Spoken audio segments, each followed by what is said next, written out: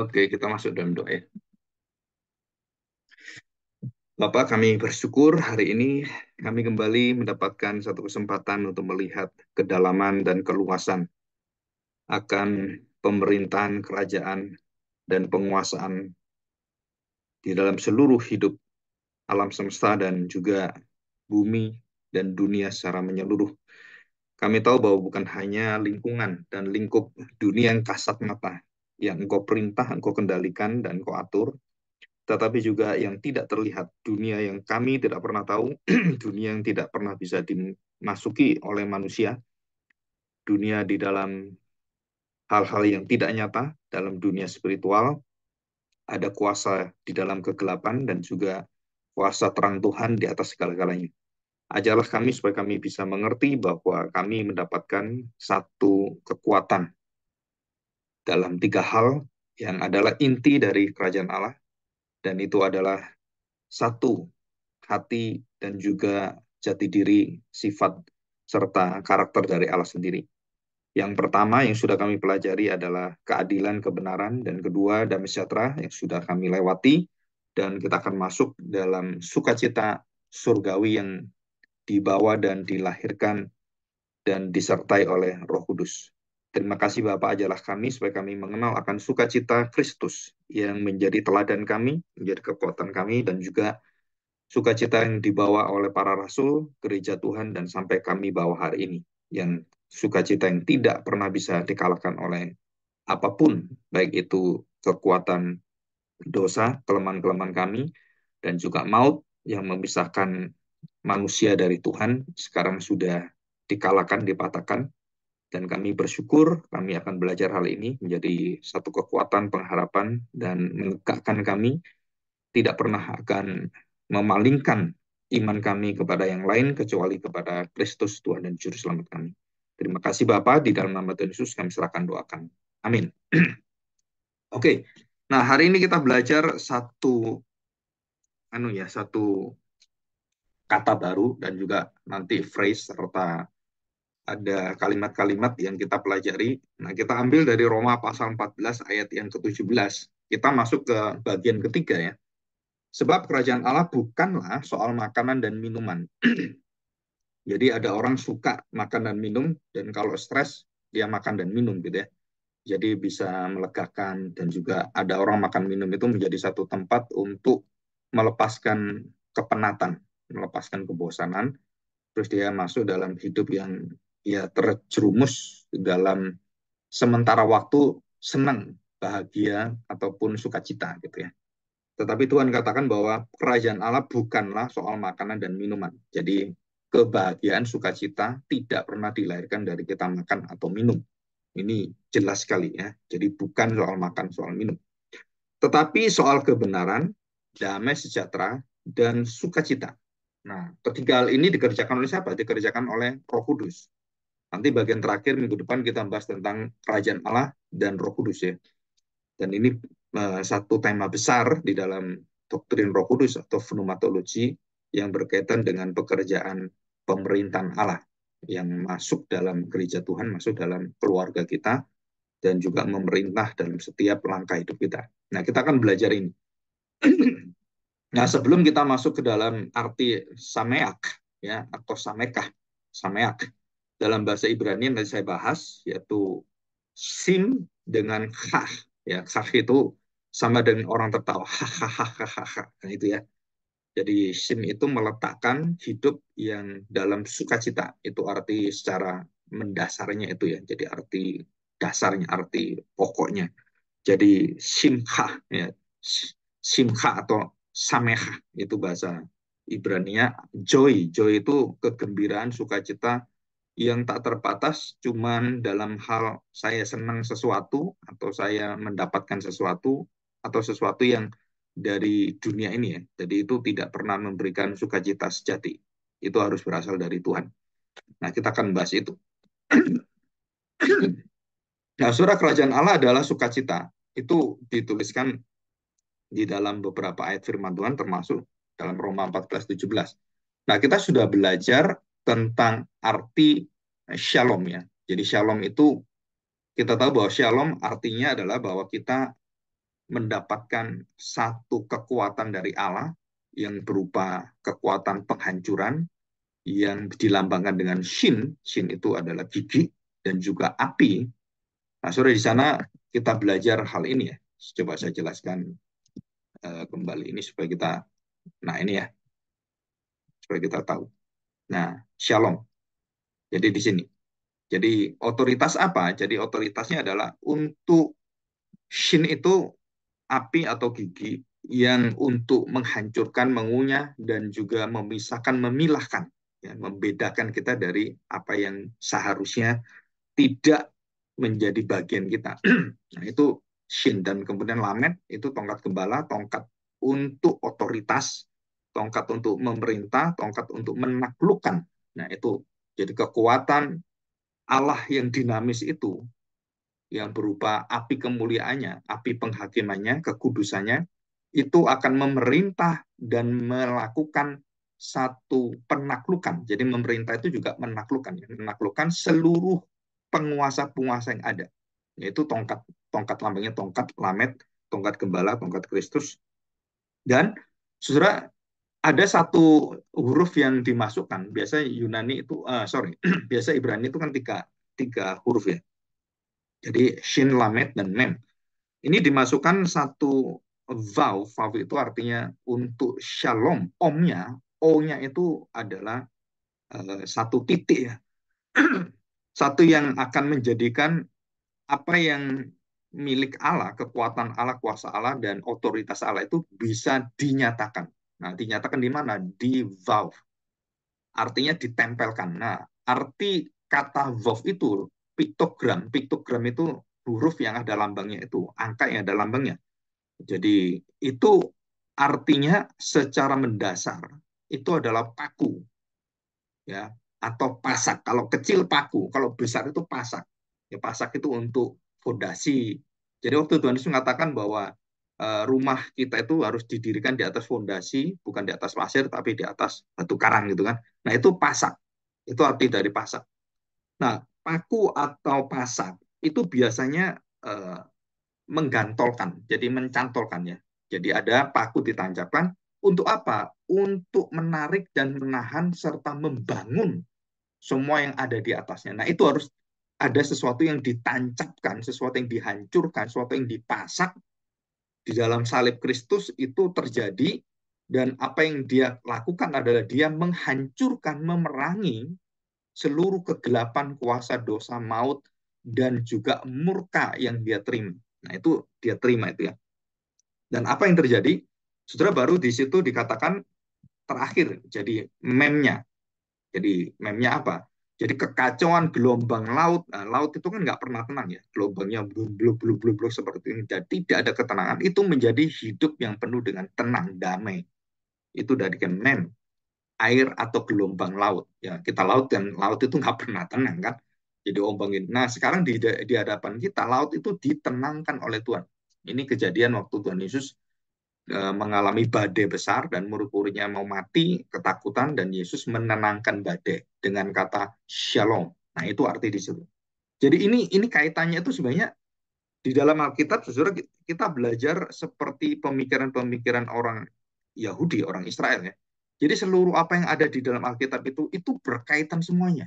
Baik katanya, baik warnanya, baik itu pikiran yang ada dalam kebudayaan mereka. Nah, sedangkan kita kalau baca Alkitab, kita nggak pernah ada sangkut pautnya dengan, oh ini ayat ini kemana, ini warna ini apa, angka ini apa. Kita nggak pernah belajar itu. Dan mungkin nggak diajari juga.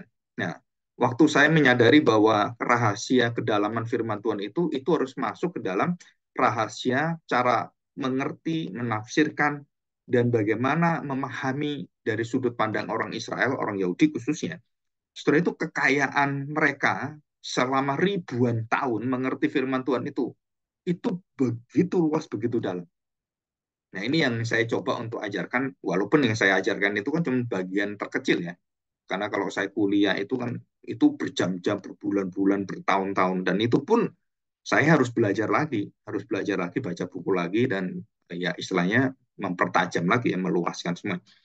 Jadi Shin, shalom itu terjadi karena ada sesuatu kekuatan Allah dan kekudusan Allah, keadilan Allah, terus masuk menjadi otoritas yang menentukan dari segala sesuatu dan mengalahkan semua penguasa-penguasa, otoritas-otoritas yang ada di dunia yang mengendalikan, yang mengacaukan dunia, dan bagaimana otoritas itu dikalahkan dengan dia menancapkan paku atau pasak.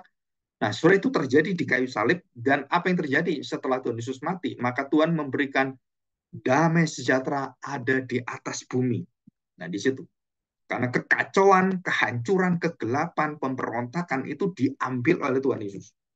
Dengan matinya, itu dia nyedot semuanya dan masuk ke dalam seluruh, kalau kita ngomong itu ditiadakan oleh Tuhan bagi kita. Jadi hukuman, maut, kekuatan kerajaan iblis itu yang bisa membinasakan umat manusia itu akhirnya dicabut, dan bagi orang-orang percaya di dalam iman kepada Kristus, saudara, kita tidak mengalami kematian dan tidak mengalami dipimpin dan diperbudak oleh dosa. Itu dijanjikan oleh Tuhan. Jadi kekacauan itu kemudian dikalahkan, dihancurkan oleh satu kekuatan yang kecil. Sebenarnya paku itu kan kecil kan, tetapi itu menjadi satu permulaan awal, alfa, dan menuju omega seluruh kerajaan Allah yang besar, yang sempurna, yang kekal. Ya, ini dari piktogramnya kita belajar ini ya. Dari sini kita sudah tahu. Nah, saudara, kita kembali pada yang sukacita tadi. Ya, nah, di dalam sukacita itu ada tiga kata ya. Jadi shin, mem, dan het. Jadi kita sudah belajar shin. Kalau kita lihat gambarnya, nah ini ya, shin itu ada seperti W, ya W, terus ada titiknya di atas dan di bawah itu untuk menyatakan vokalnya itu I, ya. Jadi shin ya, itu ada memnya, ada yodnya, ada yod itu yang untuk bentuk vokalnya, dan kemudian het dan he di situ, ya kh itu. Jadi meletakkan segala sesuatu dalam kepercayaan di dalam Tuhan, dan kita semua melihat apapun kejadian, kita bersuka cita, kita bersyukur. Nah, itu di situ. Bersyukurlah senantiasa dan bersukacitalah senantiasa. Itu artinya sameak. Apapun keadaanmu, kamu harus mengucapkan syukur. Jadi syukur itu dalam keadaan apapun itu tidak bisa dihalangi. Mau kita susah, mau kita senang, mau mati, mau hidup, mau kita kecewa, mau kita senang, bersuka cita, kita mendapatkan berkat, mau berkat kita kemudian diambil orang, sudah kita sameak. Jadi bersuka cita senantiasa dalam jiwa kita, karena kita memiliki Kristus, kita memiliki harta yang melebihi dari harta segala harta, yaitu harta yang terpendam. Ya, itu dari kata sameak. Oke, kita lanjutkan ya. Nah, saudara perhatikan bahwa Shin itu adalah satu kekuatan, satu api dari Tuhan, satu ketajaman yang akan memisahkan. Memisahkan apa? Hal-hal yang harus kita tahu bahwa Tuhan mengatakan demikian. Jangan sampai permasalahanmu itu terjadi dan terus menghantui kamu, mengejar kamu. Sampai kemudian matahari terbenam, masalah itu masih ada. Berarti saudara, itu ada masalah di dalam hidup kita. Apa masalahnya? Karena Tuhan sudah mengatakan bahwa segala sesuatu kejadian itu berhenti di hari malam itu berhenti. Hari berganti baru, kita memegang satu pengharapan baru. Kita memegang satu hidup yang baru. Barulah kita bisa menghadapi itu dengan satu hati yang tidak terbebani, tetapi hati yang percaya pada harapan Tuhan, dan sukacita itu akhirnya terus timbul. Nah, saudara, arti shin itu di dalam pembacaan itu ada yang dikatakan sameak ya di dalam bahasa Ibrani. Saudara, itu juga berarti satu sirkulasi, sesuatu yang pasti dan dijanjikan Tuhan dan terus-menerus akan memimpin kita. Dari kata samek itu, bahasa huruf Ibraninya itu samek itu adalah lingkaran yang meliputi kita dan membawa kita masuk ke orbit lagi, masuk ke intinya lagi. Jadi saudara, kalau kita lihat atom gitu kan, plus minus, kemudian proton, neutron, dan yang negatif positif itu, ya saudara, itu semuanya berpusat dan kembali kepada pusatnya, kembali kepada intinya. Jadi itu adalah bukan pada bendanya, tetapi pada kekuatan yang tidak terlihat pada Allah sendiri. Jadi permasalahan hidup kita juga sama. apapun yang terjadi seperti Ayub, ya, seperti Yusuf, seperti Daniel, Sadrak, Mesak, Abednego, semuanya, saudara, itu dikelilingi dan dipelihara oleh kekuatan sukacita dan doa kepada Tuhan. Nah, itu sesuatu yang tidak pernah bisa terhilang dalam hidup kita. Karena Roh Kudus lah yang mengerjakan. Jadi bukan kita, Roh Kudus yang mengerjakan. Nah, saudara, kenapa dikatakan ini kembali sin dan mem? Mem itu kan kekacauan, terus kemudian air laut yang tidak bisa tenang.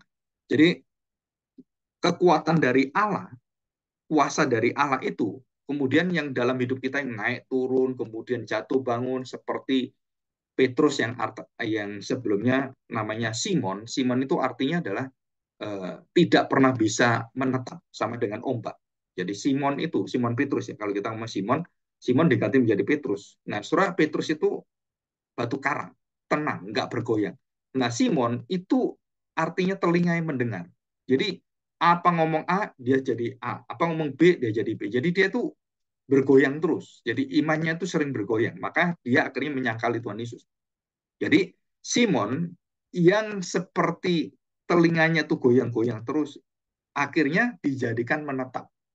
Ya, jadi masuk ke dalam satu pengalaman dan dikatakan di situ huruf Ibrani yang ketiga dari Joy, Sameak, itu adalah head. Ya. Nah, apa artinya head? Kalau kita lihat bentuk head itu adalah di sini ya. Nah, ini bentuk gerbang. Angkanya 8. Ya, saya berikan ini ya. Nah, ini. Jadi bentuk gerbang angkanya 8. Jadi itu kan kotak gitu kan. Ya, kotak itu. Dari setiap huruf piktogram ini, saudara, gambaran ini yang mengacu pada gambar, mengacu pada huruf, mengacu pada angka. Jadi head itu angka ke-8. Jadi kalau valve angka ke-6. Jadi manusia yang paku tadi, yang pasak tadi dimasukkan shalom itu ke dalam seluruh manusia yang hancur, manusia jatuh dalam dosa, itu dipaku oleh Tuhan, dihancurkan, dan seluruh daripada kuasa itu mati. Nah, itu valve yang keenam. Nah, sedangkan head itu adalah bentuknya itu gerbang, gate. Jadi seperti gerbang masuk, keluar masuk, dan di situ ada dua pintu, dua dua apa satu pintu yang bisa ada dua lubang itu ya. Nah, dua lubang ini artinya ada lubang masuk dan lubang keluar. Pintu itu kan gitu kan, kita bisa masuk, yang sana bisa keluar. Jadi pintu adalah untuk masuk dan untuk keluar, untuk dipilih dan untuk dibuang, untuk dipanggil dan untuk dikeluarkan, ya, diusir. Itu pintu yang artinya head itu. Nah, setelah kita kembali ya. Nah, kita kembali. Nah, head adalah pintu atau gerbang keluar masuk. Jadi, sedangkan angka head adalah angka 8. Angka 8 apa? Angka adalah kesempurnaan yang tidak terbatas, yang tidak terhingga, yang tidak pernah bisa dihentikan, yang tidak pernah habis, yang terus dikatakan berkelimpahan. Nah, itu artinya hidup berkelimpahan, hidup di dalam pintu head, pintu Kristus. Aku adalah pintu. Nah, saudara perhatikan ya. Jadi ini berhubungan dengan aku adalah pintu. Aku adalah jalan. Aku adalah kehidupan, kebenaran, dan semuanya. Nah, jadi pintu ini, head ini, setelah tadi, gelombang tadi kemudian dikalahkan, gelombang kemudian dihancurkan, dan saudara kita masuk dalam pintu hidup yang bisa menerima satu hidup yang penuh, hidup yang sempurna, hidup baru yang dibangun oleh Tuhan. Nah, itu pintunya adalah head. Simbol dari kesempurnaan, simbol dari ketidakterbatasan, simbol dari kelimpahan hidup yang tidak pernah berhenti dan terus-menerus. Nah, saudara, di dalam Mazmur 1 dikatakan bahwa setiap orang percaya itu masuk dalam pohon kehidupan bersama dengan Kristus. Yang daunnya tidak pernah layu, tidak pernah berubah. Dan yang buahnya tidak pernah berhenti. Nah, itu arti dari kata apa? Saudara, itu arti dari huruf head. Ya, pintu yang membawa kita hidup menerima warisan sukacita yang tidak pernah berhenti dan terus selama-lamanya. Nah, bisa ngerti ini ya. Nah, saudara, jadi di sini kita melihat bahwa apa yang dikerjakan dalam shalom dan kemudian menghasilkan sukacita, hurufnya sama. Kekuatan Allah yang akan menghancurkan dan juga akan membangun. Dan apa itu yang kedua yang terus ada adalah mem. kekacauan hidup kita, kegelapan hidup kita, dosa-dosa kita, kehancuran daripada kebangkrutan rohani kita. Saudara, itu akhirnya digantikan oleh Tuhan. Nah, tadi digantikan dengan apa? Dengan kuasa damai. Hati kita damai. Setelah damai itu apa? Saudara, muncullah yang dikatakan bahwa kalau kita sudah adil benar, kita sudah mengalami kebenaran, kita menerima kebenaran, kita serasi dengan Tuhan, kita mendapatkan damai, aman, tenang, dan kita tidak mati lagi, kita tidak dalam kutukan Tuhan, tidak dalam laknat, dan kita diberkati oleh Tuhan. Terus apa reaksinya? Timbulnya apa? Nah, saudara, di sini timbulnya kita masuk dalam pintu gerbang kekekalan sukacita yang tidak pernah berhenti. Nah, ini rahasianya. Jadi sukacita yang tidak pernah berhenti. Jadi head itu menunjukkan pintu masuk ke dalam hidup dalam kepenuhan. Karena angka 8, head itu juga angka 8, angka yang sempurna. Jadi kalau dalam penciptaan, hari pertama sampai hari ke-6 menunjukkan pada manusia kemuliaan Allah. Dan kemudian hari ke-7 adalah bagaimana Allah merayakan seluruh sukacita semesta alam. Betul ya?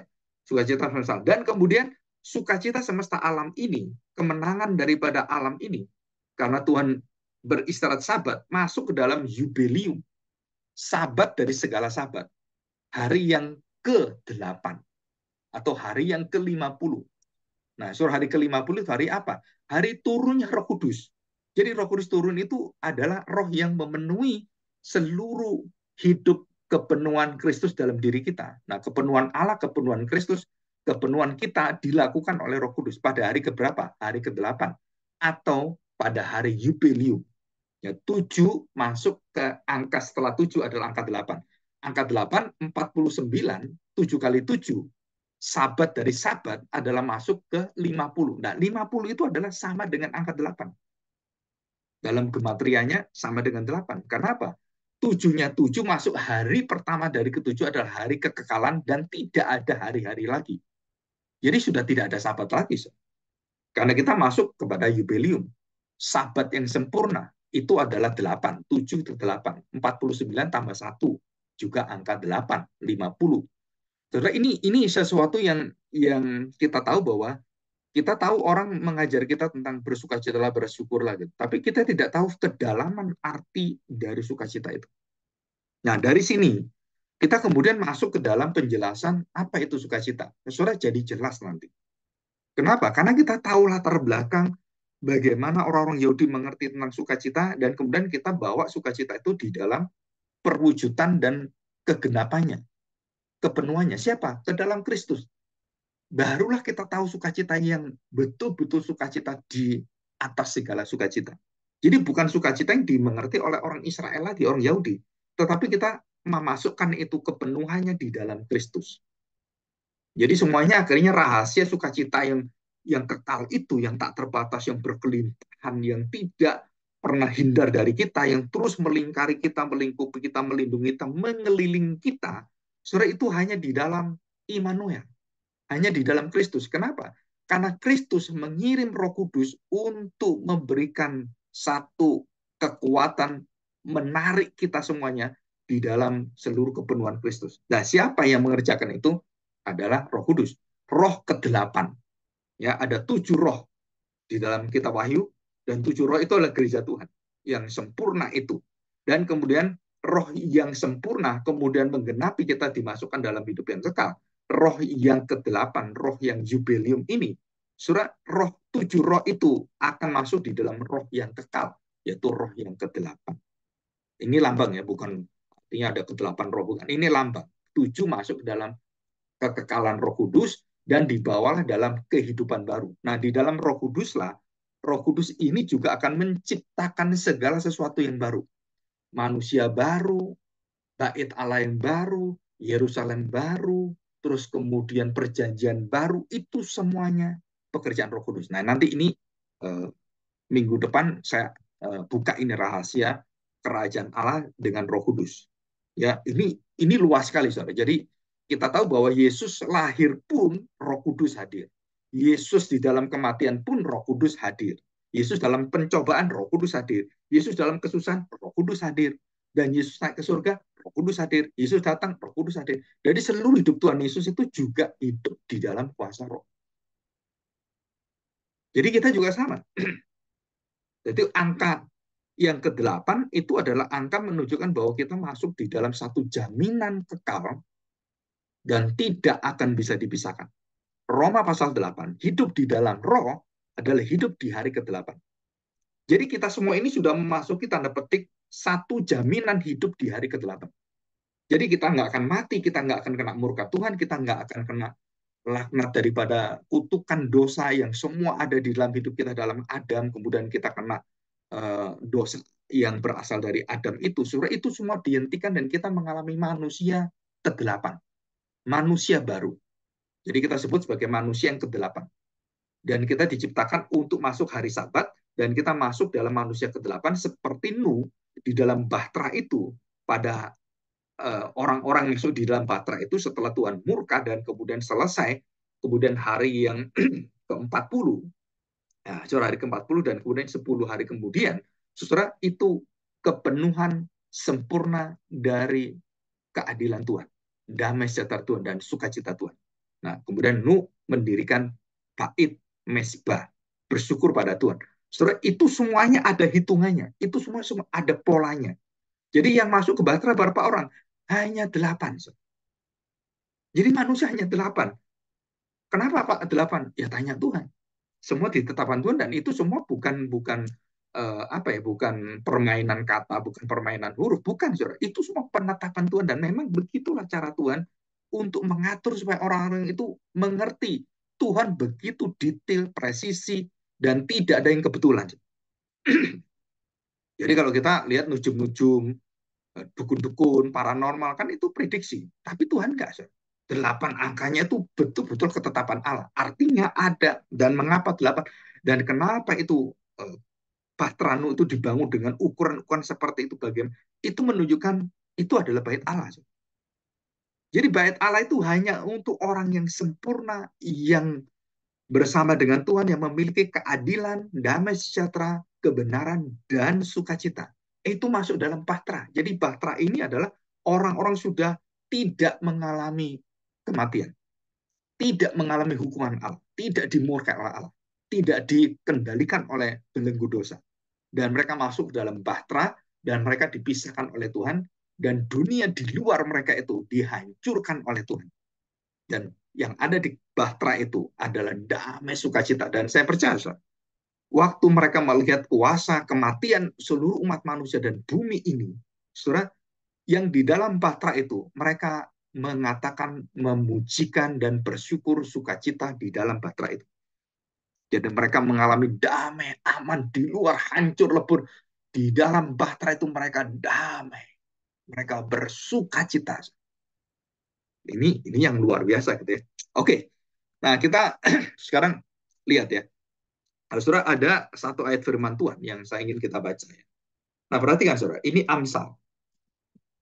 Banyak orang mengatakan bahwa Amsal itu tidak ada tentang Kristus. Karena memang tidak disebutkan nama Kristus. Nah saudara, Kristus itu adalah sukacita, Kristus adalah hikmat, Kristus adalah damai sejahtera, Kristus adalah kasih. Itu semua ada dalam kitab Amsal. Jadi Kristusnya tidak nyata, oh Yesus nggak ada, saudara. Tentang hal Mesias itu nggak ada di sana. Tetapi, saudara, apa yang menjadi karakter Mesias tentang hikmat, kasih, sukacita, nah, itu ada semua di Amsal. Jadi seluruh kitab Amsal itu gambaran tentang Kristus. Jadi banyak orang apa ya, nggak belajar, walaupun dosen-dosen teologi ya, ataupun yang tidak mengenal akan Christ sentris ini, saudara, di dalam Kristus adalah terwujud, disaksikan, dan puncak daripada kebenaran yang komplit tentang seluruh kitab suci. Nah, saudara, itu kita harus percaya dulu. Baru kita bisa masuk membuka rahasia ini. Nah, perhatikan. Hati yang gembira adalah obat yang manjur. Tetapi semangat yang patah keringkan tulang. Nah, sore ini memakai apa? Memakai sameak. Jadi sukacita yang tidak terkalahkan. Dan itu adalah obat. Surah mau dibuktikan atau bagaimana, kedokteran sekarang sudah terbukti bahwa hormon yang bawa sukacita itu bisa mengalahkan penyakit apapun sebenarnya. Itu ada rahasia seperti itu. Tapi karena kita tuh sering, di dalam hidup kita sering, ya apa ya, kalau orang itu melihat kejadian-kejadian kemudian kita merasakan, aduh gimana ya, ada kecewa, ada putus asa, ada khawatir, ada yang ya kayak gelisah gitu kan. Nah, saudara, itu semuanya akan menyusun di dalam otak kita. Saudara, itu akan melemahkan semangat kita untuk maju ke depan. Tapi kalau hati yang gembira adalah obat, dan kita percaya itu adalah sukacita sameak tadi, yang tadi kita lihat ada khat tadi, pintu masuk dalam jaminan Allah, maka saudara, apa yang mengendalikan kita, yang Tuhan Yesus katakan, jangan kamu khawatir. Tadi kan kita lihat mem itu kan ombak. Manusia itu nggak ada manusia yang tidak khawatir, nggak ada. Semua orang melihat masa depan, nggak tahu semuanya. Indonesia mau kemana? Nggak tahu semuanya. Itu seperti ombak. Naik turun, nggak tahu kemana. Tetapi bagi kita orang percaya, mau pemimpinnya siapa, mau presidennya siapa, mau terjadi apapun, saudara, sameak kita, shalom kita, saudara, itu tidak bergantung pada mereka. Malah kita semakin digoyang, kita semakin tahu kekuatan Tuhan. Semakin kita digoncang-goncang, kita semakin tahu, luar biasa. Rumah ini digoncang seperti di Jepang. Ya, terjadi gempa 7,8, 9,1, bahkan terakhir hampir 11, 10 berapa gitu kan. Tapi rumah-rumah di Jepang itu tidak ambruk. Sedangkan kita ambruk semua. Kenapa? Karena mereka sudah teruji dan mereka membuat rumah yang memang dengan kapasitas tidak tergoncangkan. Jadi digoncang-goncang itu hotel, rumah apapun yang nggak ambruk. Nah, seperti itu. Semakin besar goncangan, semakin besar memnya, lautnya itu bergelora. Saudara, Tuhan menyatakan bahwa disitulah Tuhan mengatakan kekuatanku sempurna. Dan itu terjadi. Doa Tuhan Yesus di kayu salib, doa Rasul Paulus, berdoa 3 kali. Nah, shin itu kan W. Ya, W itu kan ketiga permohonan. Dan dikunci dengan yod di bawah satu. Kekuatan daripada kekuatan Allah, yaitu pasak. Vav itu ditaruh di bawah, dan kemudian saudara, disitulah kekuatan Allah waktu Yesus mati, dan dia betul-betul nggak bisa kerjakan apa-apa, dan dia menyerahkan hidupnya, dan juga berdoa, jadilah kehendakmu. Dan Paulus juga akhirnya mengerti, setelah 3 kali berdoa, mendengarkan Tuhan, dia kemudian menerima semuanya, dan disitulah kekuatan sukacita, damai sejahtera, dan keadilan Allah muncul di sana. Ya, jadi jelas sekali hati yang gembira adalah obat. Nah, saudara, kenapa kita itu kalau di dalam apa ya, memuji Tuhan, beribadah, saudara memuji, sungguh-sungguh memuji. Kenapa? Karena itu akan menyegarkan jiwa kita. Jadi sebaliknya, kalau saudara tidak tidak apa, artinya tidak dengan sungguh-sungguh menyanyikan dan pujian itu, nah, saudara tidak bisa disegarkan karena itu berkaitan dengan keimanan kita, berkaitan dengan pengertian kita. Ya, oke, kita lihat pasal 15. Ya, pasal 15 ayat 13. Demikian. Hati yang gembira membuat muka berseri-seri, tetapi kepedihan hati mematahkan semangat. Jadi tidak membuat muka gimana gitu ya, tapi mematahkan semangat. Dan ini berkaitan dengan apa? Hati yang gembira adalah obat. Nah, obatnya itu keluar dan manjur, terwujud. Dikatakan hati yang gembira membuat muka berseri-seri. Nah, saudara, kita lihat sekarang. Pak, raut muka, raut wajah kita itu menyatakan apa diri kita sebenarnya. Nah, saudara, orang ahli garis wajah dan semuanya itu bisa bisa tahu ya. Oh, ini wajah susah, ini apa, ini kerutannya apa. Itu sampai detail-detail ada. Atau mungkin garis tangan gitu kan, banyak orang yang bisa melihat garis tangan. Oh, kamu akan mati kapan gitu kan. Saudara, kita menjelaskan bahwa muka kita adalah muka yang berjoy, yang bersuka cita. Jadi bagaimana muka bersuka cita? Ya berarti kita harus menyatakan sukacita itu. Walaupun kesedihan juga ada dalam hidup kita kan. Kesedihan di dalam dosa. Saudara, itu adalah sukacita dalam duka cita. Itu dikatakan oleh Paulus. Rahasianya besar sekali. Aku berduka cita, tetapi di dalam duka citaku aku bersuka cita. Apa yang membuat duka cita jadi sukacita? Saudara, keadilan, kebenaran, kesucian Tuhan yang membuat kita bersuka cita. Jadi yang mengalahkan semua apa yang ada dalam hidup kita, saudara, itu adalah waktu hati yang punya kekuatan dari Tuhan dan berjoy. Saudara, itu rahasia dalam iman yang akan menaklukkan segala sesuatu kegelapan hidup kita. Dan ini adalah shin, mem, dan het. Jadi apa? Joy. Jadi joy itu adalah kekuatan Allah yang mengamankan, mendamaikan kita, menyamankan kita, dan kemudian keluar bersukacita. Ya, ya saudara sudah keluar dan bersukacita dan mempunyai raut wajah yang bergembira dan bersukacita. Artinya apa? Bahwa itu bukan hanya di dalam diri kita, itu mengalir dan memberkati orang lain. Ya, nanti ada beberapa rahasia di dalam pengurapan raja. Nah, seorang raja itu kenapa diurapi dan harus pakai minyak, diminyaki gini. Dan kemudian wajahnya itu diberi satu minyak, ya, minyak seperti narwastu, zaitun, kemudian dioleskan dan jadi raja sebelum dilantik, sudah itu rambutnya, mukanya itu diberikan sukacita. Dengan cara apa? Dicantiki, saudara, ya, di apa istilahnya dipacai gitu ya. Jadi di rias gitu. Jadi wajahnya raja itu waktu menerima pengurapan, menerima minyak itu menjadi gemilang, menjadi bercahaya. Nah, itu artinya, saudara. Nah, waktu Daud menjadi raja, waktu Saul menjadi raja, waktu Salomo menjadi raja, saudara, itu sama, upacaranya sama dan diminyaki mereka. Nah, arti minyak adalah Roh Kudus adalah roh sukacita, dan diminyaki itu apa?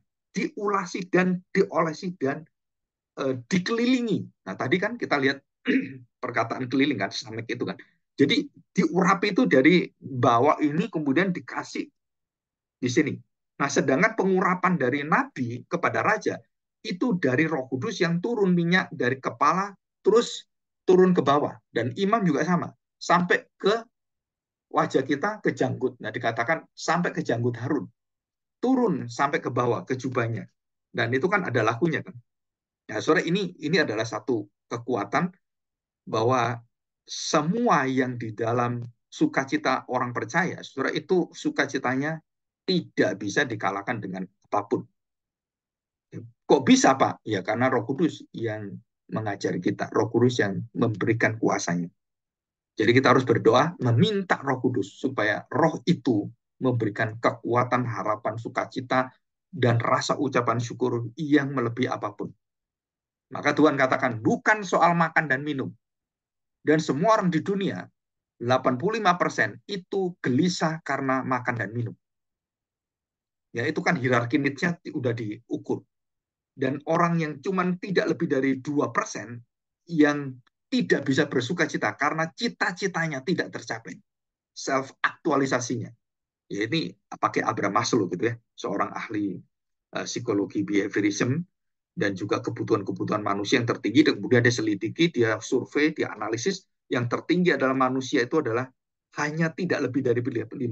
Manusia itu mempunyai satu keinginan bagaimana membuat keinginan itu akhirnya terwujud. Nah, orang-orang di sinilah yang mengisi hidupnya bukan dengan makanan, bukan dengan minuman, tapi dengan apa? Cita-citanya, dan itu pun kekosongan. Dan siapa yang beritahu itu kekosongan? Itu adalah pengkhotbah Salomo. Karena Salomo memiliki semuanya, kekayaan yang paling kaya, kepintaran yang paling pinter, talenta yang paling banyak, dan istana yang paling mewah, dan segala-galanya. Ya, dan dia punya istri juga yang paling banyak di seluruh muka bumi. Sejarah manusia nggak ada orang punya istri 1.000 gundik dan istri, nggak ada. So. Jadi Salomo itu puncak dari seluruh kepenuhan manusia, 666 sebenarnya kalau kita lihat. Jadi Salomo itu manusia yang sempurna tapi jatuh dalam dosa. Kenapa? Karena kebahagiaan bukan dari sana. Dan Salomo katakan semua itu sia-sia, kosong kosong kosong. Ya, jadi dia harus masuk dalam head, angka ke-8, pintu kekekalan. Nah, dia masuk akhirnya. Nah, waktu dia masuk, dia mengatakan bahwa semua sia-sia dan hanya sukacita kita di dalam Tuhan. Nah, saudara, ini juga dikatakan oleh semua bapak-bapak gereja juga. Ya, oke, kita lihat dalam bahasa Yunani. Saudara, kara dan kairo. Ya, kairo itu kata kerja pertama. Jadi sukacita itu selalu bentuknya di awalnya, pembentuknya adalah bersukacita. Jadi bukan bersukacita menjadi sukacita, bukan. Saudara. Kata kerja kairo atau kara itu yang nanti jadi kata benda, kairo itu adalah bersukacita membentuk sukacita. Jadi kata kerja membentuk kata benda. Ada kata benda menjadi kata kerja. Nah, saudara, ini mungkin saudara belum belum bisa mengikuti karena belum belajar bahasa Yunani. Jadi kata benda menjadi kata kerja, yang pasif menjadi aktif. Ini enggak, saudara. Kita menerima sukacita yang ada dalam hidup kita yang berasal dari Tuhan. Dan sukacita itu bergerak baru menjadi sukacita yang menetap. Jadi Kairo itu ibu kota Mesir. Kairo itu adalah hadiah dari Tuhan, sukacita dari Tuhan, dan diberikan oleh Tuhan. Dan dari Kairo itu, dari bersukacita itu, membentuk sukacita yang menetap. Nah, saudara, jadi berasal dari keaktifan dan kemudian membentuk satu sukacita yang tidak pernah berubah dan terus mengelilingi kita. Dari mana itu? Dari sukacita yang mengalir dalam hidup kita. Dan siapa yang mengerjakan sukacita ini? Yang mengaktifkan sukacita dalam diri kita adalah Roh Kudus. Jadi Roh Kudus, roh yang aktif, yang kekal itu, yang sukacita penuh itu masuk dalam hidup kita dan memakai Kristus yang adalah sukacita nyata, kebenaran semuanya itu, mengelilingi kita dan menghasilkan sukacita.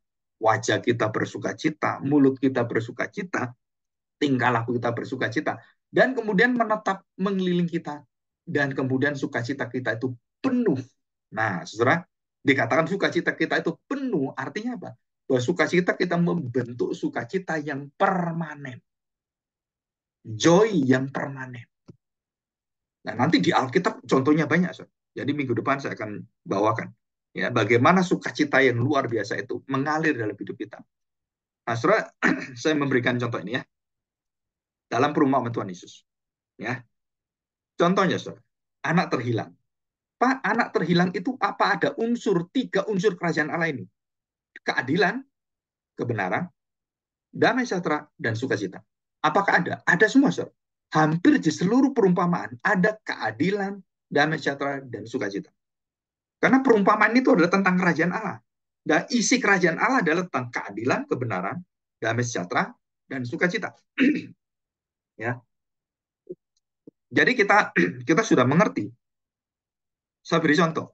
Di manakah keadilan Allah di dalam perumpamaan anak terhilang? Nah, saudara perhatikan. Yang pertama, anak itu masuk dalam masuk dalam hidup yang bergoncang, dan dia masuk dalam hidup dalam kegelapan, pemborosan, dan seluruh hidup jatuh di sana. Dan waktu dia jatuh dalam dosa itu, dia mengingat keadilan dari papanya, kebaikan dari papanya, kasih dari papanya. Kemudian dia mendapatkan dirinya, meninggalkan semua yang kesalahan dia, dan dia mendapatkan belas kasihan, karena keadilan belas kasihan. Dia mengatakan dengan jelas, aduh, di rumah bapakku itu, orang-orang itu, orang-orang yang, aduh, budak-budak itu kan zaman dulu gitu kan, pekerja-pekerja papa saya itu, nggak pernah kekurangan makan. Aku ini anaknya, aku ini ya pewaris semuanya itu, malah hidup dalam kehancuran seperti ini, kebangkrutan, miskin, terlonta-lonta ya, terlunta-lunta gitu. Dan kemudian compang-camping, nggak karu-karuan makan pun nggak bisa, makanan sisa babi, oh, itu, waduh, saudara, itu jauh sekali. Terus dia mengingat keadilan Allah, dia mengingat kebaikan Allah, mengingat belas kasihan Allah. Terjadilah situ.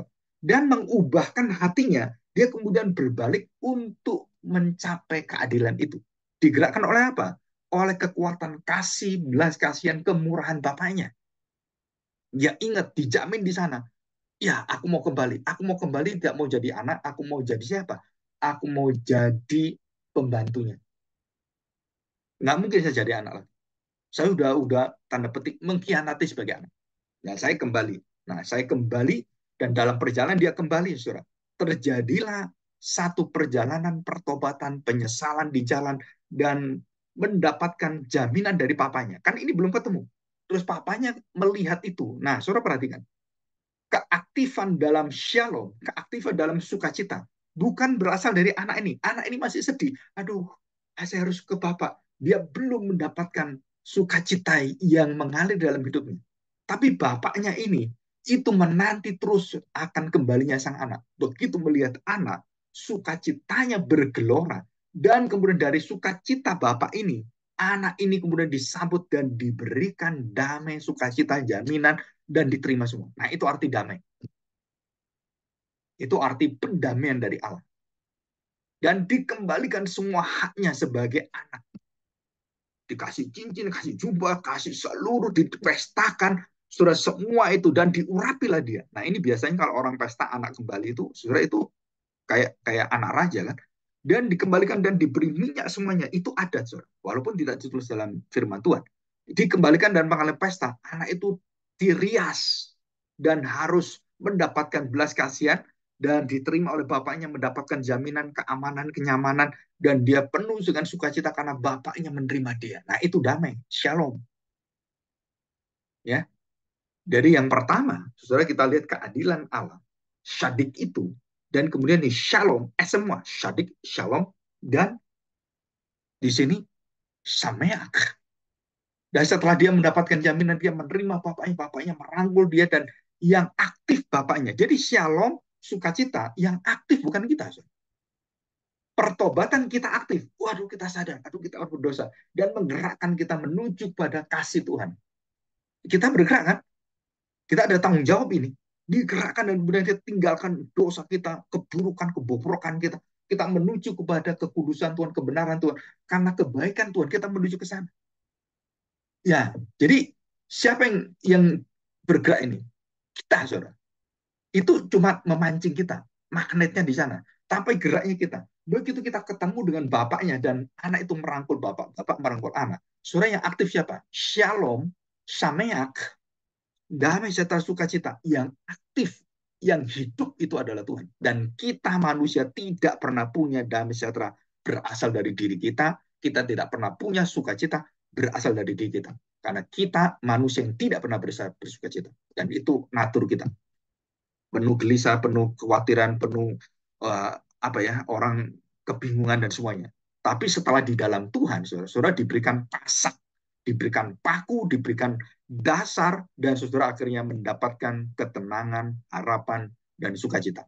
Jadi shalom, shamea, damai sejahtera sukacita, itu dari Allah yang hidup, yang aktif mendatangi dan mengubahkan kita karena kita sudah ditobatkan, kita sudah bertobat. Dan inilah inti daripada ketiga kerajaan Allah ini. Luar biasa ya. Dan bagaimana si sulung? Waktu dia tidak ada sukacitanya. Jadi yang terdahulu menjadi yang terakhir. Yang terakhir menjadi terdahulu. Nah itu semua ilustrasi semua ada di dalamnya. Jadi kita bersyukur kenapa? Anak sulung akhirnya juga mendapatkan damai dari bapaknya. Dan diberitahukan, bukankah kamu yang akan mewarisi semuanya? Kalau aku mati, kamu tak dapat semuanya. Dan bapaknya menceritakan kebaikan-kebaikannya dia. Sama. Akhirnya dia menyesal, akhirnya dia bertobat, dan dia menerima adiknya, dia menerima semua damai dari bapaknya. Jadi dia tidak pernah mengalami damai, melayani Tuhan, melayani bapaknya. Wah, dia nggak pernah damai. Kenapa? Karena dia melayani dirinya, dia berpusat pada dirinya. Setelah bapaknya beritahu, lu aku kan yang memberikan semuanya, berasal dari aku semua. Aku berikan pada kamu, kan kamu warisnya semua. Baru anaknya yang sulung, oh iya. Dan dia, saya percaya, di akhir cerita itu, si sulung, si bungsu, akhirnya bersatu di dalam kedamaian dan sukacita bersama bapaknya. Karena itu kan keluarga, saudara. Nggak mungkin si sulung dibuang, nggak mungkin, saudara. Jadi si bungsu dan si sulung akhirnya kembali kepada bapaknya. Dan itu akhir dari cerita. Jadi nggak usah diakhiri ceritanya, kita sudah tahu. Ini adalah kerajaan Allah, ini adalah rumah tangga Allah, keluarga Allah. Dan diterima semua. Dan itu adalah satu joy, samea, kara, yang tidak pernah berhenti. Jadi kata kerja dari sukacita, saudara, itu berasal dari siapa? Dari Roh Kudus. Dan kemudian waktu kita praktekkan, kita berseri-seri wajah kita kemudian mengatakan itu dan dalam seluruh tingkah laku kita, saudara, akhirnya seluruh daripada sukacita yang ada dalam diri kita, kairo itu, ya, kara itu dalam diri kita, saudara, itu akhirnya mengalir dan membentuk satu kepercayaan dan menetap, dan kita tahu, oh iya, berarti saya bersukacita membentuk sukacita dari Allah yang kekal. Dan itu adalah kuasa Tuhan. Dan ini adalah satu yang harus kita terima dengan iman. Kenapa? Karena Tuhan yang mengatakan. Yesus sudah mati bagi kita. Dan dia tidak akan mati dua kali. Oh apa, Tuhan aku nggak bisa lagi. Enggak, itu sudah ada dalam hatimu. Dan mintalah Roh Kudus supaya menghidupkan sukacita, damai sejahtera, dan kebenaran Tuhan itu dalam hatimu. Baru kita mendapatkan kemenangan yang luar biasa. Ya, saya pikir cukup sekian. Minggu depan kita akan lebih mendalam tentang contoh-contoh dan sebagai penutup tentang Roh Kudus yang membawa keadilan, kebenaran, damai sejahtera, sukacita akan mengelilingi dan melingkupi seluruh hidup orang percaya. Dan gereja Tuhan orang percaya dan semua kita akan pelajari lebih lanjut ya. Oke, mari kita berdoa, kita